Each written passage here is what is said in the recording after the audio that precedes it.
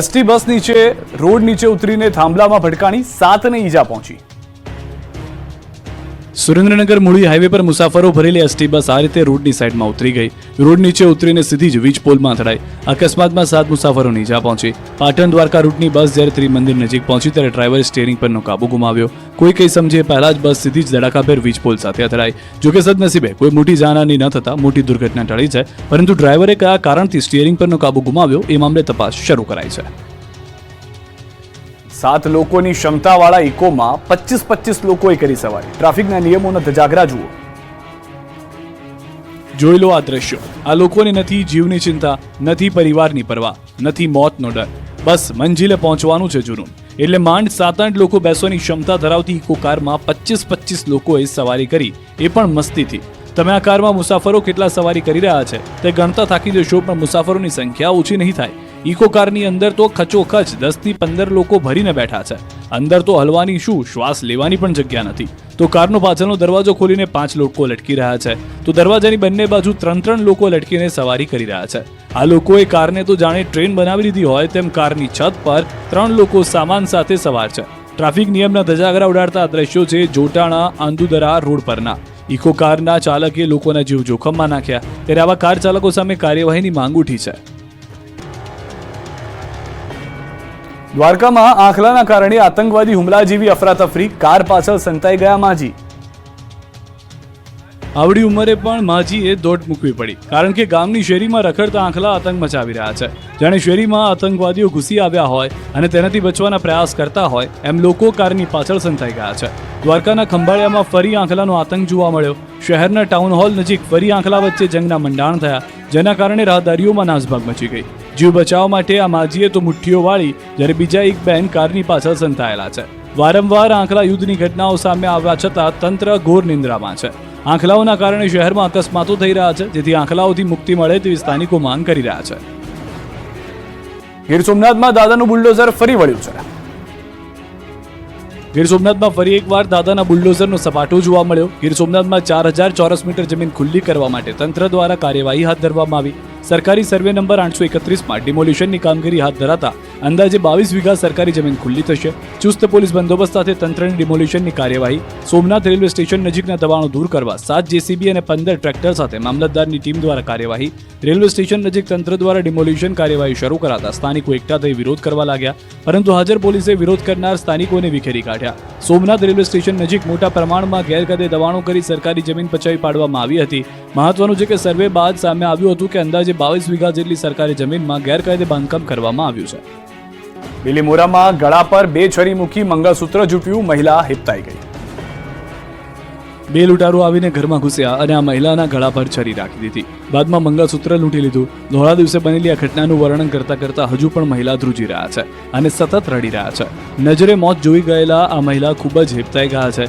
સતત એ ઘટનાના જ વિચારો તેમને આવી રહ્યા છે। ઘટના નવસારીના બિલીમોરાની છે, જ્યાં સહયોગ સોસાયટીમાં 2 લૂંટારૂ ઘરમાં ઘૂસ્યા અને લૂંટ ચલાવી, બાદમાં બૂમાબૂમ થતા બંને લૂંટારૂ ભાગી ગયા। દિવસના સમયે બનેલી લૂંટની આ ઘટનાથી સમગ્ર વિસ્તારમાં ચકચાર મચી ગઈ છે। પોલીસ સ્ટેશનથી 500 મીટરના અંતરે જ આ બનાવ બન્યો છે। એક ઘરમાં 2 લૂંટારૂઓ ઘૂસીને મહિલાના ગળાના ભાગે હથિયાર મૂકી સોનાના દાગીના સહિતની લૂંટ ચલાવી હતી। ધોળા દિવસે લૂંટની ઘટના બનતા સમગ્ર પંથકમાં ચકચાર મચી ગઈ છે। સમગ્ર ઘટનાને લઈને આ વિસ્તારમાં સતત 30 વર્ષથી અપક્ષ નગરસેવક એવા મલંગ કોલિયા અને પોલીસની કામગીરી સામે સવાલ ઉઠાવ્યા છે અને શહેરને ચોરોના આતંકથી ભયમુક્ત બનાવવા માટે પોલીસને અપીલ કરી છે। ભત્રીજીના કહેવાથી ભગવાનની ચોરી, શિવલિંગ ચોરીને 500 કિલોમીટર દૂર પહોંચાડ્યું।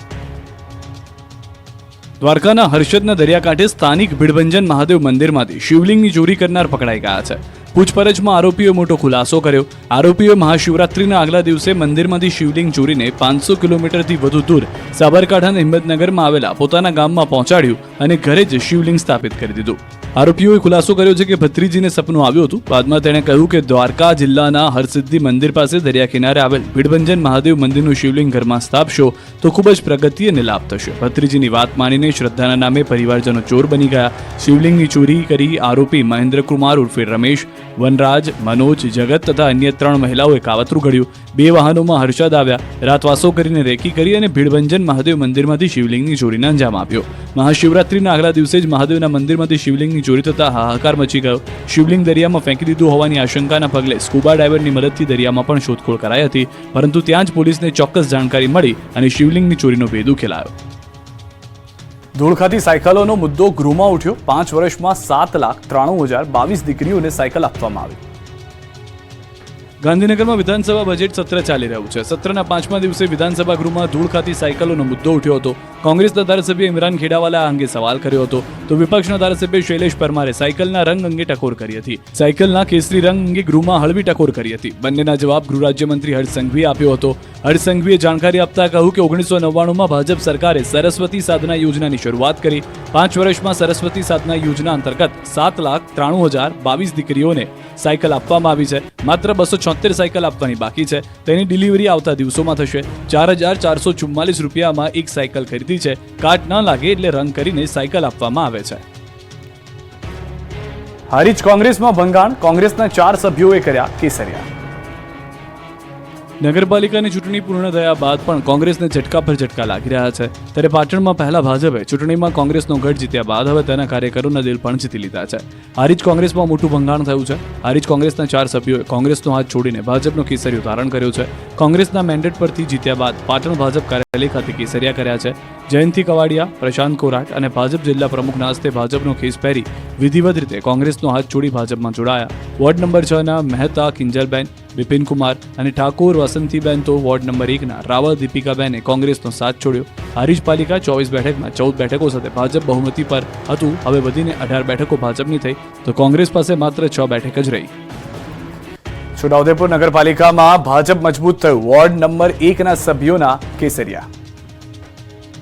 છોટાઉદેપુર નગરપાલિકામાં બોર્ડની રચના પૂર્વે ભાજપનું બળ વધ્યું છે. નગરના વોર્ડ નંબર 1ના 2 સભ્યો ભાજપમાં જોડાયા. વોર્ડ નંબર 1ના મહિલા સભ્ય નજમાબેન મલા અને શૈલેષ રાઠવા ભાજપમાં જોડાયા. જિલ્લા પ્રમુખ ઉપેન્દ્ર રાઠવાના હસ્તે જિલ્લા ભાજપ કાર્યાલય ખાતે ખેસ પહેરાવવામાં આવ્યો. નગરપાલિકામાં ભાજપનું સંખ્યાબળ વધીને હવે 10 થયું. નગરપાલિકામાં ભાજપનું બોર્ડ બનશે તેવું જિલ્લા પ્રમુખનો દાવો કરવામાં છે. નજમાબેન સાથે તેમના પતિ ફૈઝલ મલા પણ ભાજપમાં જોડાયા, જેઓ છોટાઉદેપુરમાં કોંગ્રેસ શહેર પ્રમુખ રહી ચૂક્યા છે. જોકે નગરપાલિકાની ચૂંટણીમાં એમના પત્ની અપક્ષ તરીકે ચૂંટાયા હતા. જૂનાગઢ જિલ્લામાં ભાજપ દ્વારા સેન્સ પ્રક્રિયા હાથ ધરાઈ. ભવ્ય વિજય બાદ તમામ જગ્યાઓ પર ભાજપ દ્વારા હોદ્દેદારો માટે સેન્સ પ્રક્રિયા હાથ ધરવામાં આવી છે. જૂનાગઢ જિલ્લાની 6 નગરપાલિકા તેમજ રાજ્યમાં માત્ર એક જૂનાગઢ મહાનગરપાલિકાની ચૂંટણી યોજાઈ હતી, જેમાં ભાજપે 60 બેઠકોમાંથી 48 બેઠકો પર વિજય પ્રાપ્ત કર્યો છે. ત્યારે હવે મેયર સહિતના હોદ્દાઓ માટે ભાજપના નિરીક્ષકો જૂનાગઢ આવી પહોંચ્યા અને ભાજપ કાર્યાલય ખાતે ચૂંટાયેલ સભ્યોની સેન્સ પ્રક્રિયા હાથ ધરવામાં આવી. નગર સેવકોની સેન્સ બાદ નિરીક્ષકોએ જૂનાગઢ મહાનગરના હોદ્દેદારો તેમજ સંગઠન સાથે પણ ચર્ચા કરી અને જેમાં mayor, deputy mayor, standing chairman, દંડક તેમજ પક્ષના નેતાના નામોની યાદી પ્રદેશમાં મોકલવામાં આવશે. ત્યારબાદ આવતા દિવસોમાં પ્રદેશ કક્ષાથી મેન્ડેટ આવશે અને હોદ્દેદારોના નામોની ઘોષણા કરવામાં આવશે. ગોંડલમાં નગરપાલિકાના પ્રમુખ માટે સેન્સ પ્રક્રિયા હાથ ધરાઈ. ગોંડલ માર્કેટિંગ યાર્ડ ખાતે ધોરાજી, જેતપુર, જસદણ, ઉપલેટા, ભાયાવદર નગરપાલિકા પ્રમુખ, ઉપપ્રમુખ, કારોબારી ચેરમેન, દંડક, શાસક પક્ષના નેતાની સેન્સ પ્રક્રિયા હાથ ધરવામાં આવી. સેન્સ પ્રક્રિયામાં નિરીક્ષક તરીકે ગુજરાત પ્રદેશ ભાજપ મંત્રી ઝવેરભાઈ ઠાકરાર અને ગુજરાત પ્રદેશ ભાજપ કિસાન મોરચાના મહામંત્રી હિરેનભાઈ હિરપરા ઉપસ્થિત રહ્યા. 5 નગરપાલિકાના ચૂંટાયેલ સદસ્યો સેન્સ પ્રક્રિયામાં ભાગ લીધો. ગોંડલ ખાતે મોટી સંખ્યામાં ભાજપના કાર્યકરો ઉપસ્થિત રહ્યા. નિરીક્ષકો દ્વારા જસદણ, ધોરાજી, ઉપલેટાની સેન્સ પ્રક્રિયા પૂર્ણ કરી. આગામી 24 કલાક ગરમી તાંડવ મચાવશે. Yellow alert. ગુજરાતમાં કાળઝાળ ગરમી લોકોનો પરસેવો છોડાવી રહી છે. માથાફાડ તડકો પડવાનું શરૂ થઈ જતા લોકો અત્યારથી જ પરેશાન થઈ ગયા છે. મોટાભાગના શહેરમાં ગરમીનો પ્રકોપ જોવા મળી રહ્યો છે. ફેબ્રુઆરીમાં જ કાળઝાળ ગરમીથી હાહાકાર મચી ગયો છે. આગામી દિવસોમાં ગરમી તાંડવ મચાવશે. હવામાન વિભાગે આગાહી કરી છે કે આગામી 24 કલાકમાં 2 થી 4 ડિગ્રી તાપમાન ઉંચકાશે, એટલે લોકોને કામ વગર બપોરના સમયે બહાર ન નીકળવા અપીલ કરી છે. 24 કલાક ગરમીનું યલો એલર્ટ આપ્યું છે. રાજ્યના કાંઠા વિસ્તારમાં ભારે ગરમી પડશે. સમુદ્ર કિનારા વિસ્તારમાં ગરમ પવન ફૂંકાશે. રાજસ્થાનના સક્રિય સર્ક્યુલેશનની અસરે ગરમી ભૂક્કા બોલાવશે. દરિયાકાંઠાના વિસ્તારમાં ભેજને કારણે બફારાનું પ્રમાણ પણ વધ્યું છે, જેથી હવામાન વિભાગે આગામી 24 કલાક માટે રાજ્યના સમગ્ર દરિયાકાંઠાના વિસ્તારમાં યલો એલર્ટ જાહેર કર્યું છે. ફેબ્રુઆરી મહિનો પૂરો થતા તાપમાનનો પારો 40 ડિગ્રીએ પહોંચી ગયો છે. 3 શહેરમાં તાપમાનનો પારો 40 ડિગ્રીને પાર પહોંચી ગયો છે. રાજ્યના 4 જિલ્લામાં 38 ડિગ્રીથી વધુ તાપમાન છે. અમરેલી, રાજકોટ, કેશોદ સહિત 38 ડિગ્રીથી વધુ તાપમાન નોંધાયું. અમદાવાદમાં 36.8 ડિગ્રી, જ્યારે રાજકોટમાં 38.7 ડિગ્રી તાપમાન થયું. માર્ચ મહિનામાં ખેડૂતો સાચવજો. પ્રથમ અઠવાડિયામાં ત્રાટકશે ઘાતક માવઠું. 2 થી 3 ઇંચ સુધી વરસાદ પડશે. ગુજરાતના ખેડૂતો 5-6 દિવસ સાચવીને રહેજો. ફરી એકવાર માર્ચ મહિનાની શરૂઆતમાં ઘાતક માવઠું આવી રહ્યું છે. ખેડૂતોના ખેતરમાં ઊભા પાકની પથારી ફેરવવા માટે ફરી એકવાર આકાશમાં આફતના વાદળો ઘેરાવાની આશંકા છે. હવામાન નિષ્ણાંત અંબાલાલ પટેલે ખેડૂતોને માવઠાને લઈને સાવધાન રહેવાની અપીલ કરી છે. અંબાલાલે આગાહી કરી છે કે માર્ચ મહિનામાં પણ પશ્ચિમી વિક્ષેપો આવશે. આવતીકાલથી તાપમાન ફરી ઘટી શકે છે.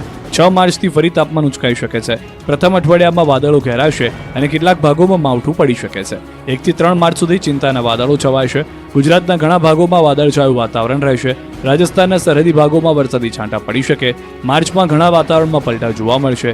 4 માર્ચથી ફરી એક પશ્ચિમી વિક્ષેપ આવશે. 4 થી 10 માર્ચે હવામાનમાં ફરી પલટો આવશે. વાદળછાયું વાતાવરણથી કૃષિ પાકને અસર સંભવ છે. ઊભા કૃષિ પાકમાં રોગ આવવાની શક્યતા વધુ છે. કેટલાક ભાગોમાં જ વરસાદી છાંટા પડી શકે છે તો કેટલાક ભાગમાં 2 થી 3 ઇંચ જેટલો વરસાદ ખાબકશે.